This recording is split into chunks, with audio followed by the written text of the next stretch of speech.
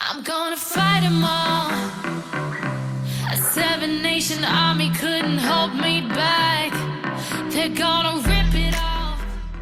Hi guys, today is our 5,000 sub special, and today we will be looking at the DJ school in Utrecht where my journey started 3.5 years ago in September 2018. Come on in.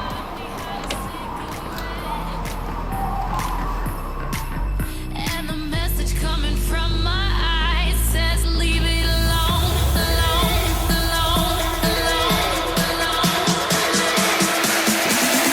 Leave it alone.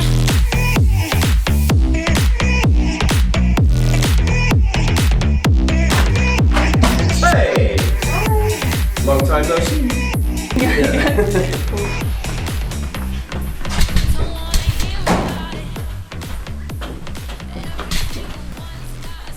I don't know if we have a picture of you, by the way. I think we used to have. But then I didn't throw it away.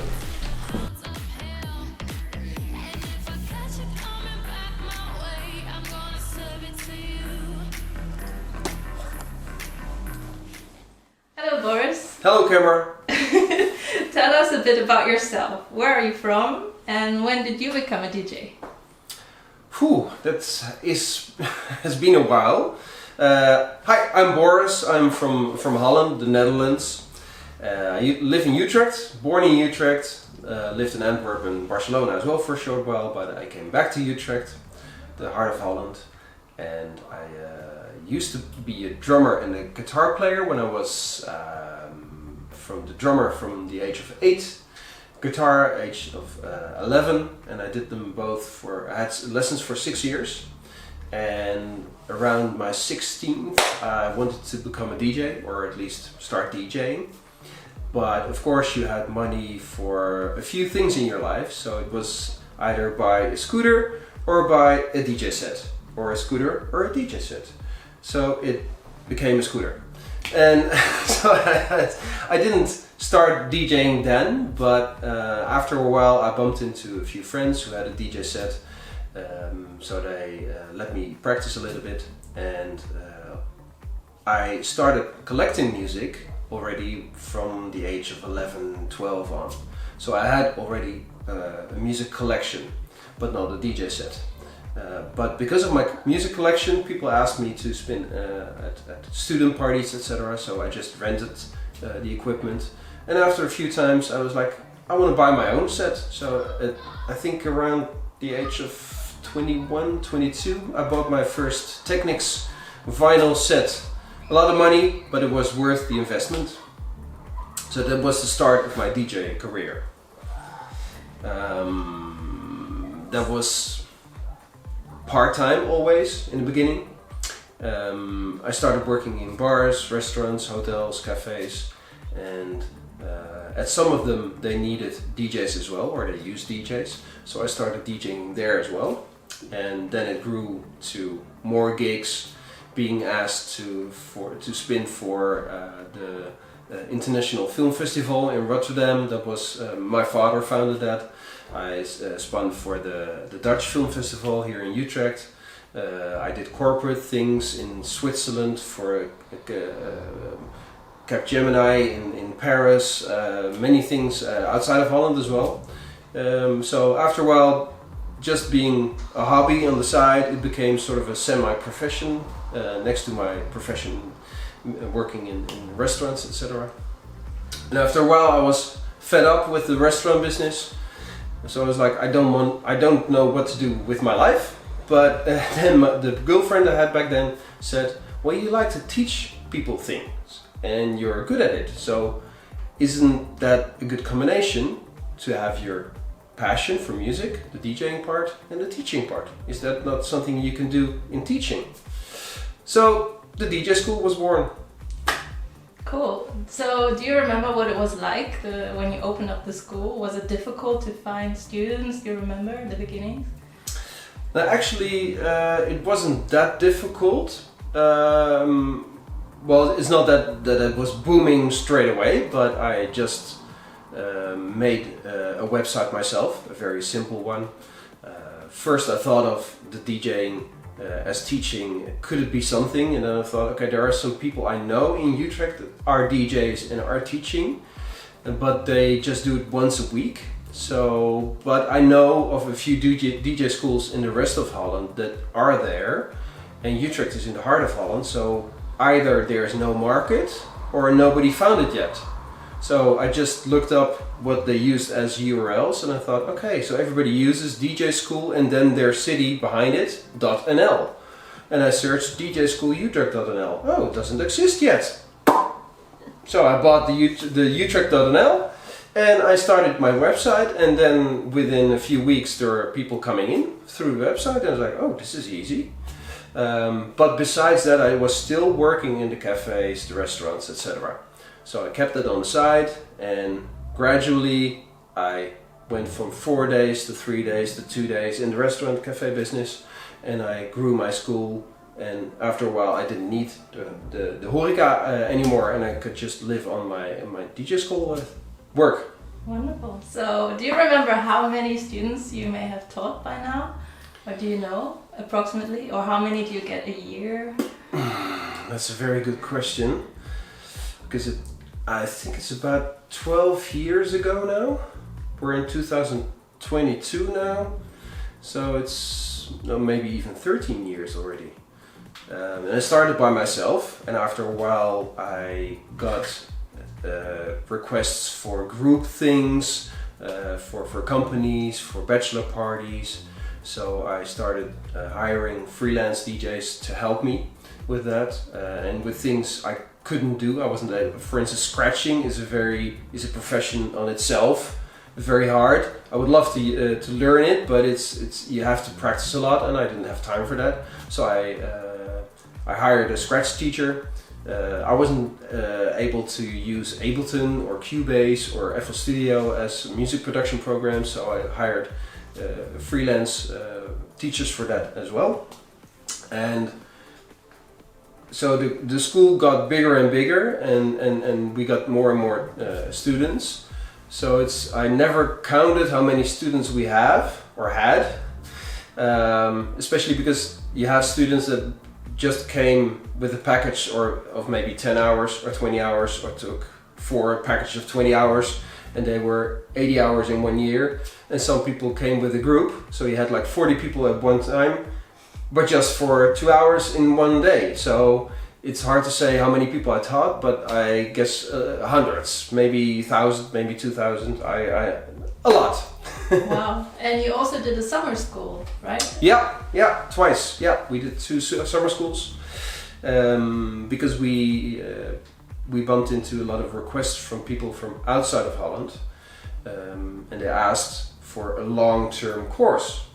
Of course, when you live in Belgium, that's quite close, but if you're in Japan or in Brazil or whatever, you're not gonna come over for just a weekend, unless you have family here, etc. That happened as well, that people just came over for a weekend, or came over to us. They stayed here for longer.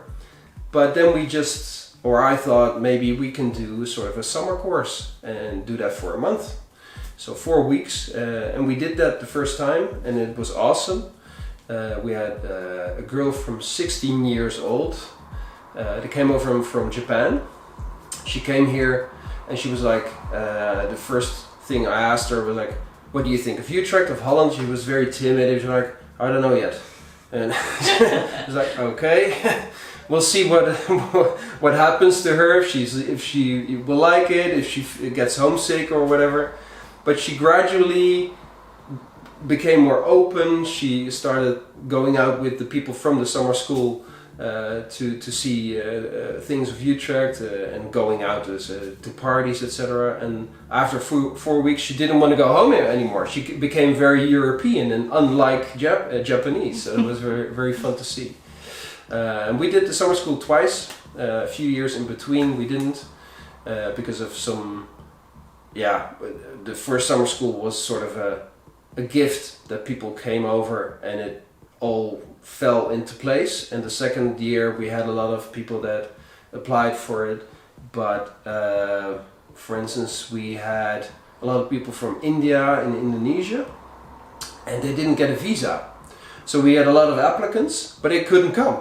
So and of course, like last minute, people are not coming over from the States or whatever. So we didn't have a summer school because of that. So do you know any DJ schools in like India or some faraway place? Have you visited one, or do they not have that? I'm not sure.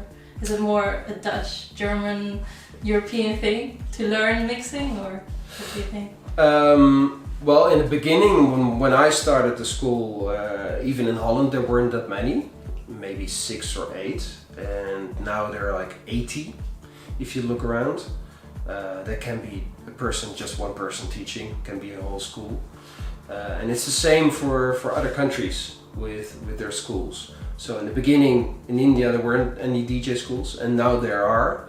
I don't know exactly if they're from Indians that teach or from outsiders, from foreigners. I know in Dubai there's one from an English person, but of course Dubai is very different than India. Mm-hmm. So you can follow lessons there, but a lot of people still want to come over here, but because apparently people think Dutch DJs are awesome. I don't know why, but it's nice. It's good for you, for sure. Exactly.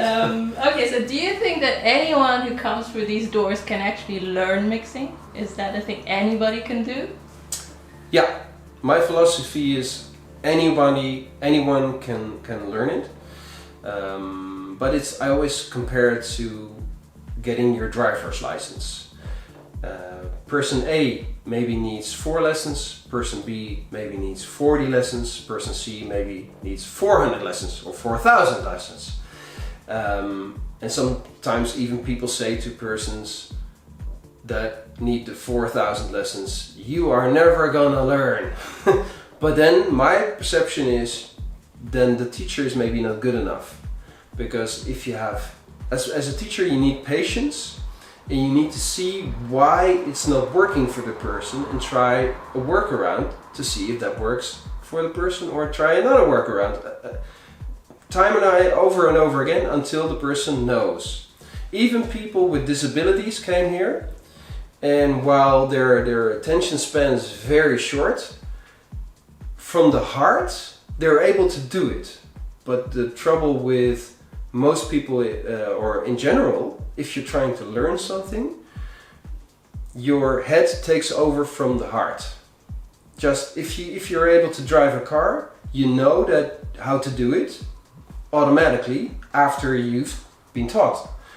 But once you start thinking about it and try to explain it to another person, your motor will cut because you do it in the wrong way, because you're explaining it and thinking about it. So the automatic pilot has to be, you have to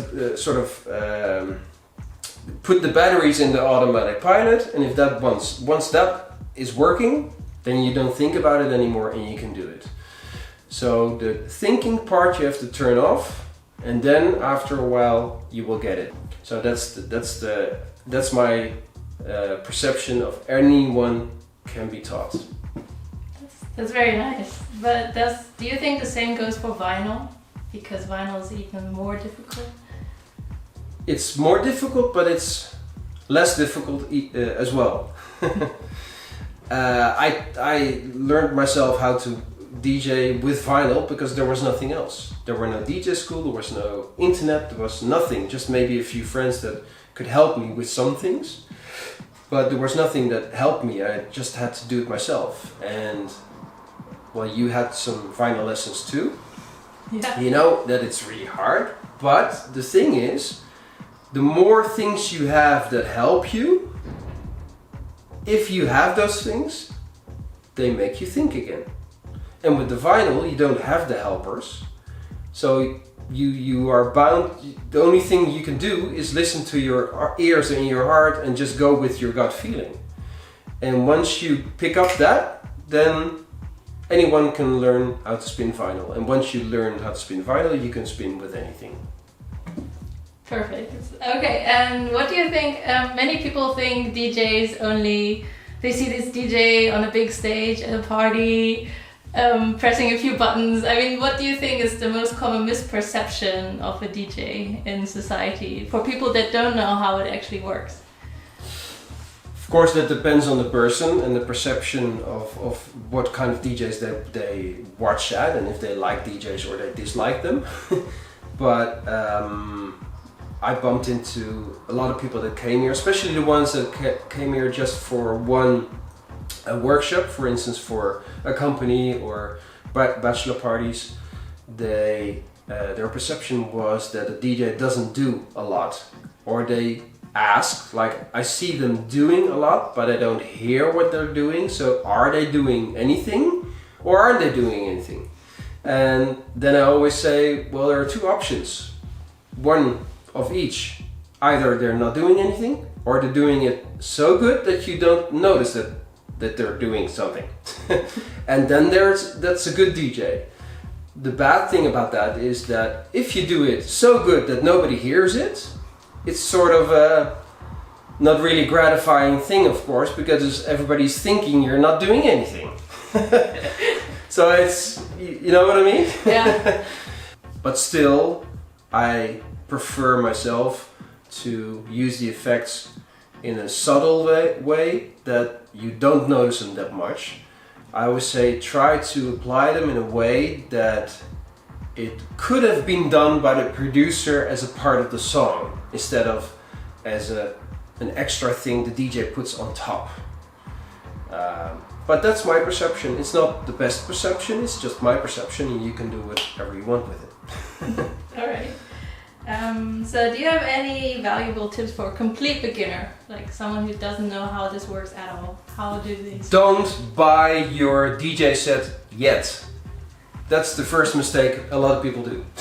They buy a set and then they try and it doesn't work because you might have bought the wrong set. For too less money, for too much money, or just the wrong set, a crappy one, something that's broken or whatever. We always advise first take one lesson to discover with the teacher what is your goal, what do you want to do.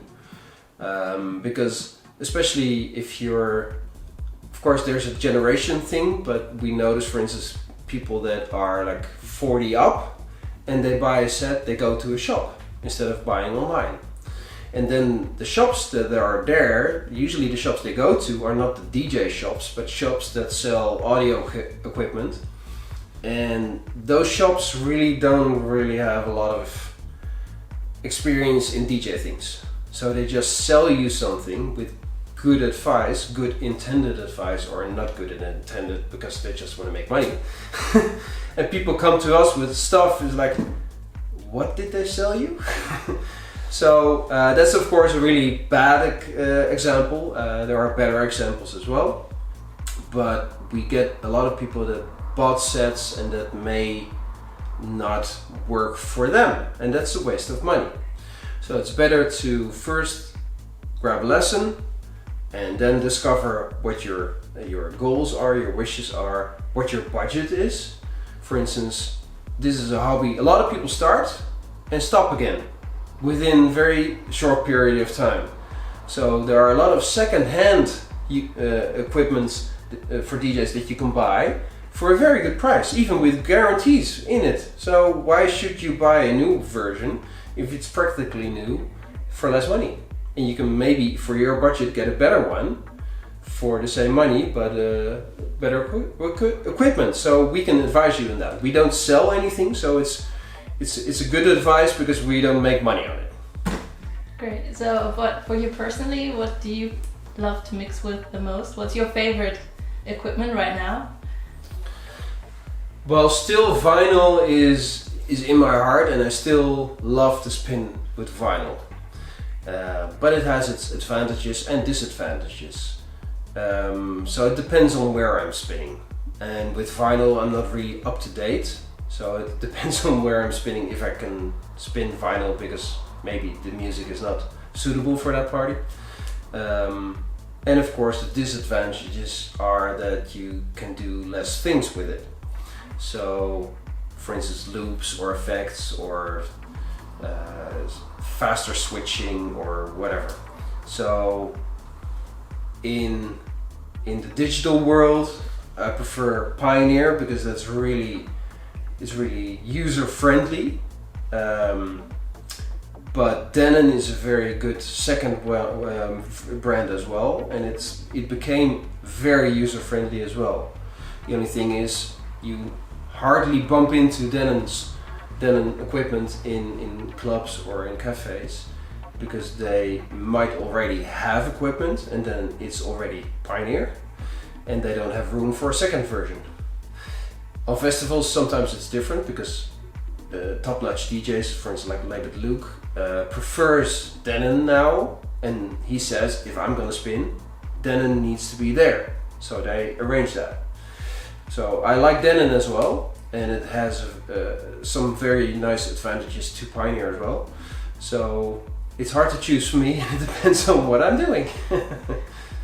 Alright, so I guess you're pretty flexible when it comes to the equipment, because you have all the equipment in your school, right? Yeah, that's the perk of the job, right? I can buy many gadgets. Guys love gadgets, love lights and sound and noise, and I can buy anything and I can teach with it. So best job ever, right? That's true. So how about producing? Do you think every DJ should, in the long run, also become a producer and learn how to create their own tracks? First I'm gonna say the word depends is something I say a lot. I say that a lot in the lessons as well, Lydia knows, because it's never black and white, especially in my answers. So with producing, it depends. What a surprise. It depends on what your goal is. If you just want to spin some music and want to spin people's parties, the people you know, birthday parties, people for your parties for your friends, then you don't need your own productions. If you want to grow bigger, if you want to become a big DJ, that's quite hard. But one way to do it is to start producing your own music. And of course, it depends. It depends on the music you make and you choose to make, if you're gonna become a great DJ, and how big. Because of course, if you make techno, you will never become mainstream and a huge one, for instance, like Armin van Buuren or Martin Garrix. But if you make the music Martin Garrix makes, that's of course that gives you a better chance of becoming a big one because of the right music. But of course, a lot of people try that, so the big chance becomes smaller as well. So again, it depends on what your goals are. But producing is cool anyway. You don't need to do that because it makes you a better DJ or your chances of becoming a bigger DJ grow, but maybe because you like to do it. But if you're a good DJ, that doesn't mean you're a good producer, but the other way around as well. Good producers don't make good DJs. So there are some exceptions that the DJs that can produce in a good way and the other way around, but it's not for everyone. I see. Okay. So how long do you think it does approximately, or it probably depends, but how long do you think it takes to become a decent DJ or to be capable of actually spinning at an event? Well, you already gave the answer, right? Yeah. I guess it's a very individual question. First thing is practice. Practice. Practice. Practice. Beep. Practice. I was about to say fucking practice. Yeah. That's the beep. I would put in the beep. Because that's the thing. Repetition is the game. If you repeat over and over and over, you will get the skill. If you don't, it will take ages. But it's not just the skill. It's the knowledge of the music you're playing, knowledge of music in general, having the music. You don't want to know how many times I've been asked if I can sell my music to the students. Can I pay you so I can get your music too? Because for one, apparently I have nice music. For two, they don't want to spend a lot of time to search for them themselves, or they don't know how to, etc. But then my principle is like, I'm not going to sell it to you. For one, it's illegal. For two, you don't want to know how many hours I've done the work for it. Number 3 is you will become a copy of me with the same music. That doesn't make sense, right? And number 4, if you discover your own music, you will discover different music than I will, and it's a fun project as well. It takes a lot of time, but apparently if you try it, you might like it. So it takes a really long time, but that's maybe even the longest, not during the process of becoming a DJ, but the music process, getting your own music. But it's fun. If you like music, it's supposed to be fun, otherwise get another job. True. Do you remember what style you started with genre, and did it change over the years, or is it still similar? Well, the fun part is that nowadays you have techno DJs, you have trance DJs, house DJs, hip-hop DJs, and since maybe 7 years, those DJs started spinning other styles as well. For instance, 15 years ago, if you had a house party, nobody would spin Nirvana in between. Everybody was like, what? What the fuck are you doing? We're in a house party. You're not gonna spin Nirvana, right? Are you crazy? And after a while, some people tried that just for fun, and everybody freaked out like, Teen Spirit! And everybody was like going through the roof. And sort of that hit it off, like, okay, you can do that, why not? Because a lot of people like some styles, but they might like another style too. Or maybe just that one song. So why not? And then all of a sudden there was a new style of DJing, and they called it eclectic. Yeah, right. When I started DJing, everybody was an eclectic DJ. Everybody was an all-round DJ because there was no name for it. Everybody did it. Everybody had just music from all around the place, and nobody had a certain style, maybe a preference, but everybody was like sort of all-round DJ, and that was normal. And after a while, then the house parties came and the hip-hop, and then it was like, nope, just this, nope, just this. So I'm from the all-round era, and it depends on the party where I'm at. But I prefer really old funk, rare groove, etc. Or at a house party with a bit of deep house, tech house, etc. But I can spin anything. It's pretty cool. Do you actually have a favorite DJ yourself? Do you listen to other DJs, or is there someone you really look up to?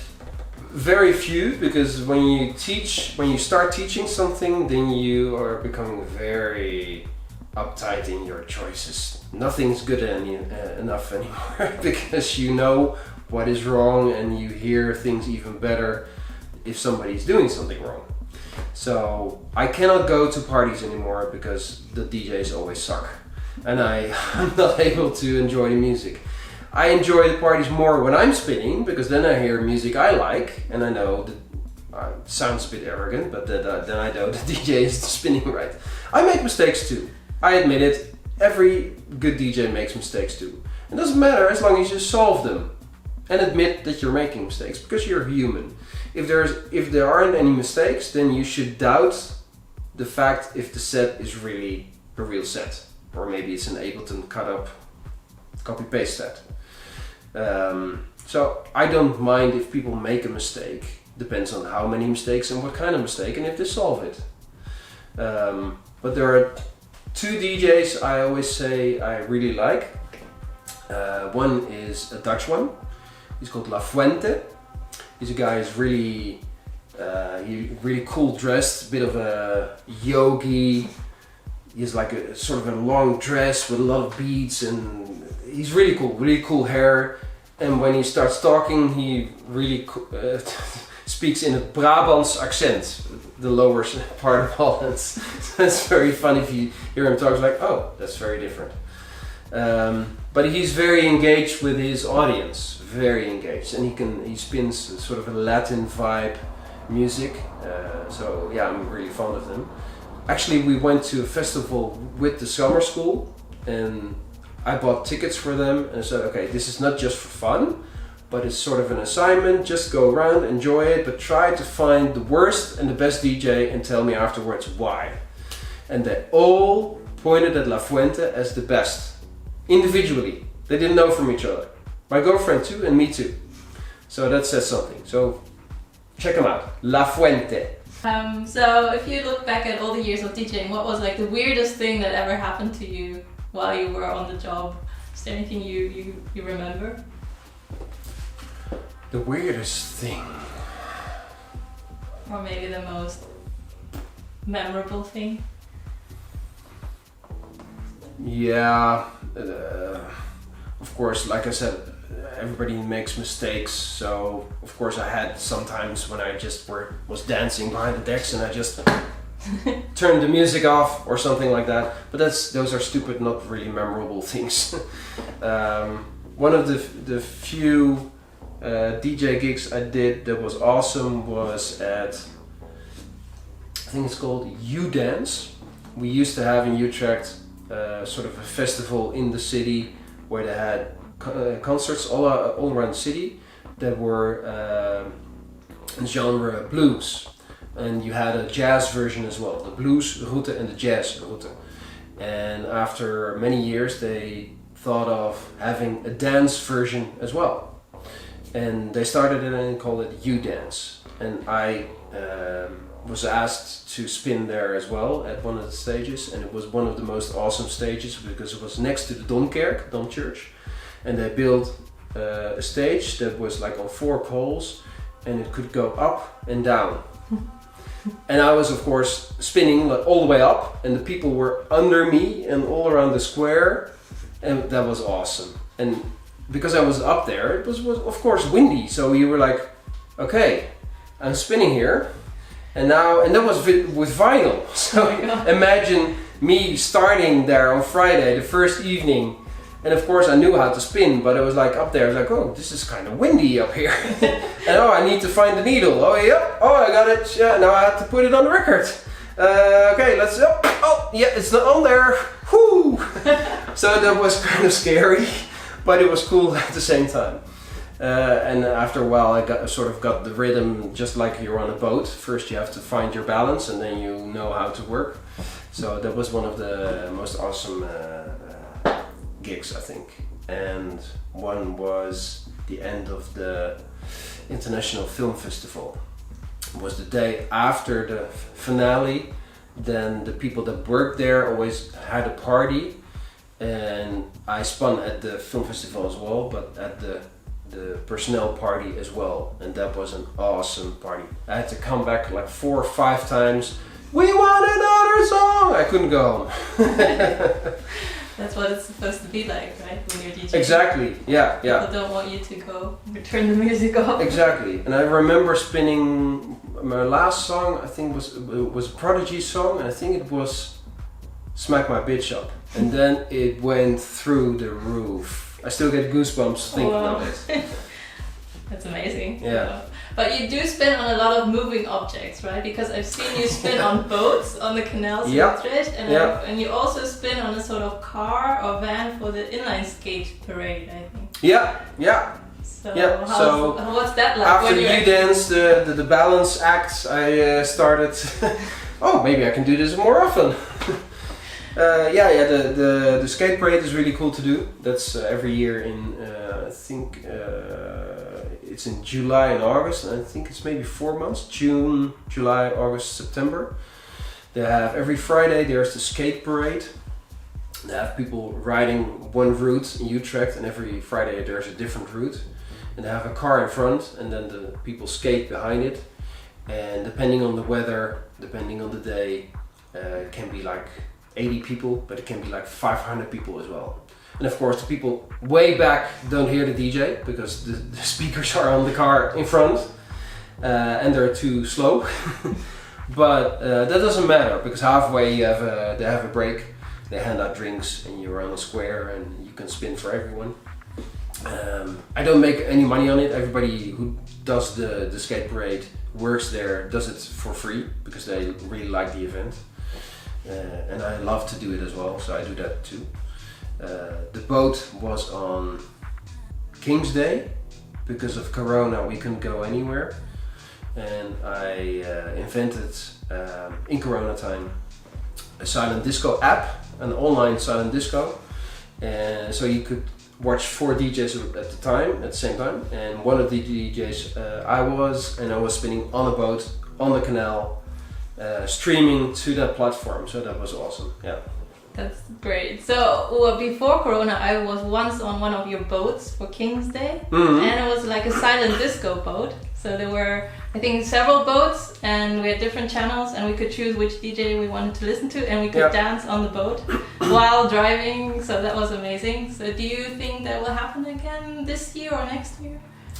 Yeah, well, 2 years we weren't able to do it, and last year, or actually that was. Oh, this last year, yeah. I thought it might happen, but it didn't. But this year, I think it will happen because they say events will be able to happen again from the 25th of February. And of course, King's Day is on 27th of April, so that's 2 months later, towards summer. So I think Corona. If you survive until April. If I survive until April, then it will happen. Very good. It's very recommendable. That was very fun. It was amazing. Yeah, but maybe to explain to the people, we have 2 boats, and on each boat there are 40 people, and on each boat there are 2 DJs.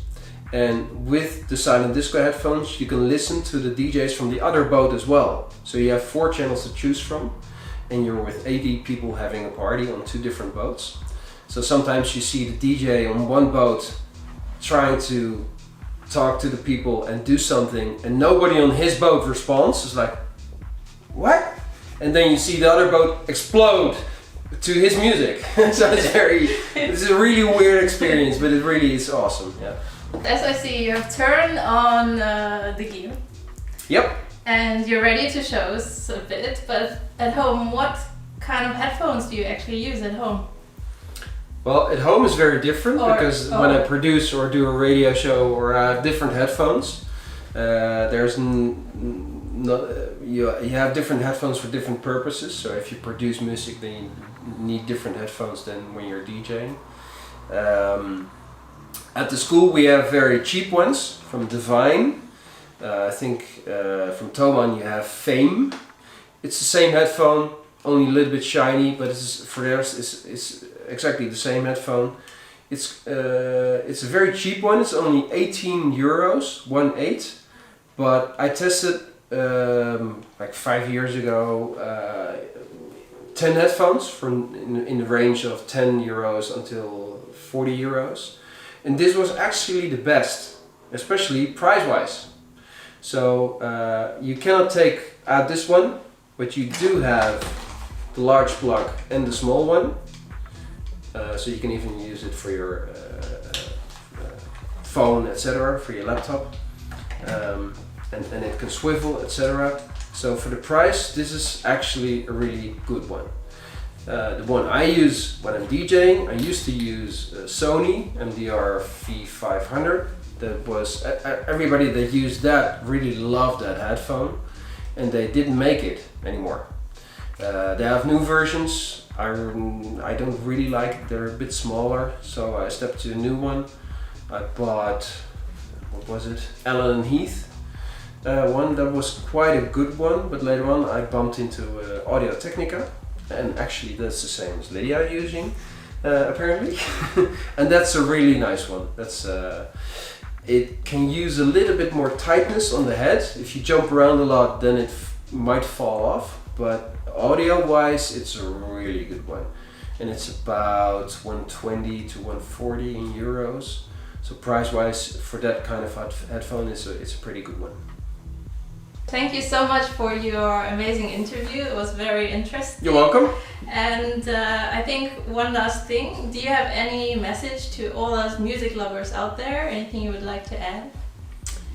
Well, if you want to become as good as Lydia here, she's been with us, and I don't take all the credit. Because the thing I said in the beginning, It's practice, practice, practice.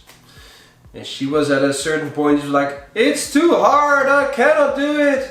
Everybody has the same feeling. So, because it's like a sour apple, you have to get through the apple, as we say in Dutch. I don't know if it's the same in German or in another language. But it's, yeah, you have to go through something, and when you are through the wall, doesn't mean you can do it straight away, but then you start getting the fun in it. Once you are able to ride the bike, even if the bike is like that, if you can stay on the bike and ride it, then the fun starts. If you fall off the bike, then it's no fun, of course. So the thing is, if you really want it, just first take a lesson, an intro lesson, to find out if you really like it. Then discover what to buy for equipment. You don't need to buy for several thousands of euros or whatever currency. First start with a small kit, not too small. If your budget allows it, buy a little bit bigger, because then it's nicer to practice. Just when I started drumming and I had a crappy kit, it didn't really motivate me. It's like ramming on pots and pans. If you have a nice drum kit, then it's of course nicer to spin, to drum on, and the same with spinning, of course. If you have a nicer kit, then it motivates you more to use it. But of course, then your budget has to click with that. But like I said, second-hand gear is out there, especially in this time, because there are so many new kits coming out, and then people want to buy a new kit, and then you can buy the former kit and you can sell it again. So it's an investment, and it's fun. It's a really nice way to relax, or maybe not if you're stressed because it's not working, but after a while you have fun, enjoy it, and come over. You're welcome. So that was the Fantasia the 5000 sub special. I hope you enjoyed the interview with Boris at the DJ school in Utrecht. If you have any questions, you can also reach out to me or reach out to Boris, and I hope you all start mixing really soon. Ciao!